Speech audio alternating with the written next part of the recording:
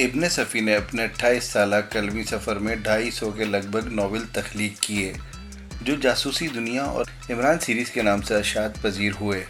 جنوری 1952 میں جاسوسی دنیا کا پہلا ناول دلیر مجرم اور اگست 1955 میں عمران سیریز کا پہلا ناول خوفناک عمارت شائع ہوا اور یہ سلسلہ ان کی وفات تک جاری رہا۔ اپنے ناولز میں انہوں نے ایک نئی دنیا ایجاد کی جس میں نت نئے طریقوں اور ایجادات کی مدد سے جرائم کا خاتمہ کیا جاتا تھا۔ مارٹن کوپر نے 1970 کی دہائی میں پہلا موبائل فون ایجاد کیا۔ وہ اس ایجاد کا سہرا ایک ناول پر بننے والی T V serial star track کو دیتے ہیں۔ اس میں معروف ہونے والے کئی نئے آلات میں ایک آلہ بغیر تار کا جدید موبائل فون بھی تھا۔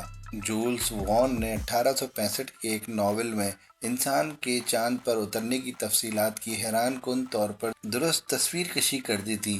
حقیقی طور پر انسان اس ناول کے تحریر کیے جانے کے 104 برس بعد چاند پر اپنے قدم رکھنے میں کامیاب ہوا۔ ابن صفی نے اپنے ناول زمین کے بادل کے پیش لفظ میں وضاحت کر دی تھی، میرا پہلا ناول دلیر مجرم کا مرکزی خیال مغربی ادب سے لیا گیا، لیکن حمید اور فریدی میرے اپنے تخلیق کردہ کردار تھے۔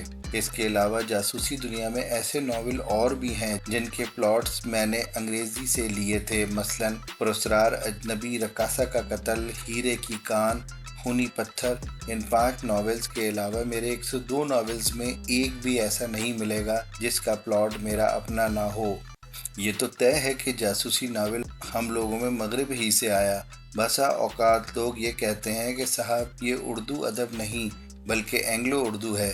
ابن صفی آرٹس گریجویٹ تھے لیکن ان کی قوت متخلیہ کسی سائنسدان سے کم نہیں تھی۔ اپنے ناولز میں انہوں نے ایسی مشینوں اور آلات سے متعارف کرایا تھا جو 30-40 سال بعد واقعی عالم وجود میں آ گئیں۔ مثلاً 7واں جزیرے میں انہوں نے آئیڈینٹی کاسٹ اکوپمنٹ یعنی شناخت ڈالنے کا آلہ پیش کیا۔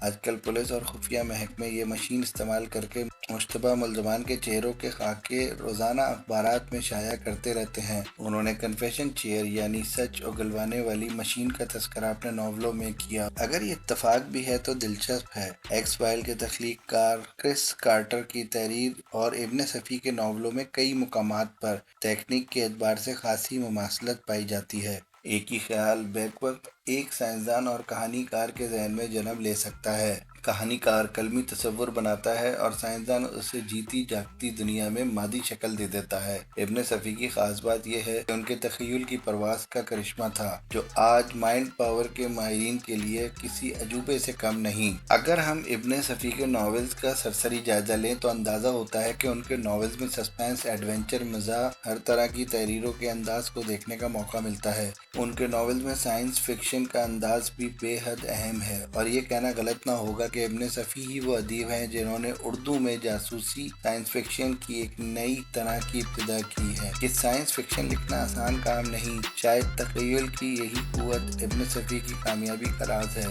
جس کی وجہ سے ان کے مزاحین اور قارئین کی تعداد میں دن بدن اضافہ ہوتا جا رہا ہے۔ ویڈیو کے بارے میں اپنی رائے کا اظہار کمنٹس میں کریں۔ شکریہ۔